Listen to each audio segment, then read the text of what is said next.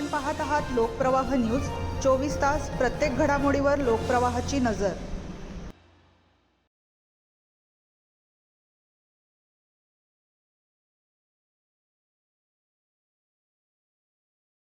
महाराष्ट्र शासनाच्या प्रस्तावित अनुसूचित जातींच्या आरक्षण उपवर्गीकरणाच्या निर्णयाविरोधात नाशिकमध्ये आंबेडकरी समाजाने शनिवारी जोरदार एल्गार केला।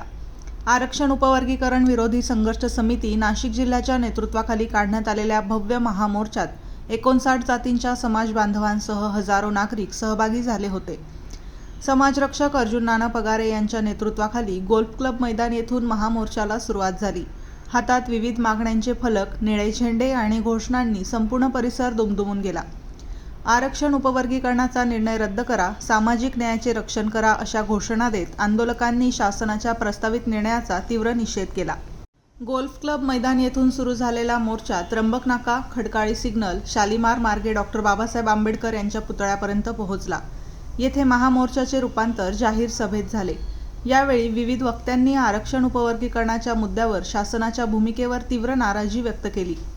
अनुसूचित जातींच्या आरक्षणाचे उपवर्गीकरण केल्यास विविध घटकांच्या विद्यमान आरक्षणाच्या हक्कांवर परिणाम होण्याची शक्यता असल्याचा दावा आंदोलकांनी केला। त्यामुळे शासनाने प्रस्तावित आरक्षण उपवर्गीकरणाचा निर्णय तातडीने मागे घ्यावा अशी प्रमुख मागणी महामोर्चातून करण्यात आली।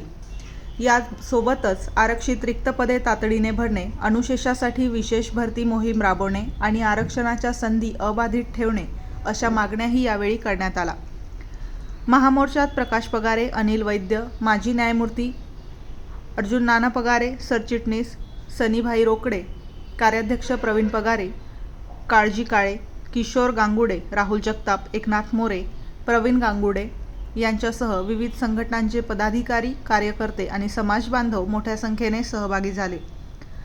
मोर्चामुळे शहरातील प्रमुख मार्गांवर मोठी गर्दी झाली होती। आंदोलकांनी शांततामय मार्गाने आपल्या मागण्या मांडत शासनाने या विषयावर गांभीर्याने विचार करण्याची मागणी केली। आरक्षण उपवर्गीकरणाचा निर्णय मागे घेण्यासाठी नाशिकमधून काढण्यात आलेला हा महामोर्चा शासनाला स्पष्ट इशारा असल्याचे आयोजकांनी सांगितले। मागण्या मान्य न झाल्यास आगामी काळात आंदोलन अधिक तीव्र करण्याचा निर्धारही यावेळी व्यक्त करण्यात आला।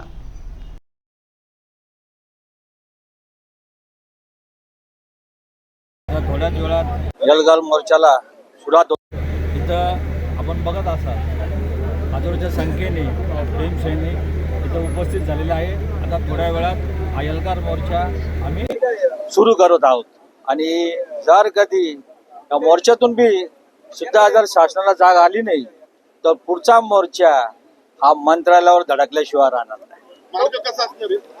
आता इथून ईदगाह मैदानापासून त्र्यंबक नाका सिग्नल वरून खाली अण्णाभाऊ साठेंचा पुतळा त्यांना अभिवादन करून खडकाळी सिग्नल नंतर शालीमार चौक, इंदिरा गांधीचा पुतळा, त्याच्यानंतर बाबासाहेब आंबेडकरांच्या पुतळ्यापाशी स्टेज लावण्यात आला आहे। सभा तिथे होणार आहे।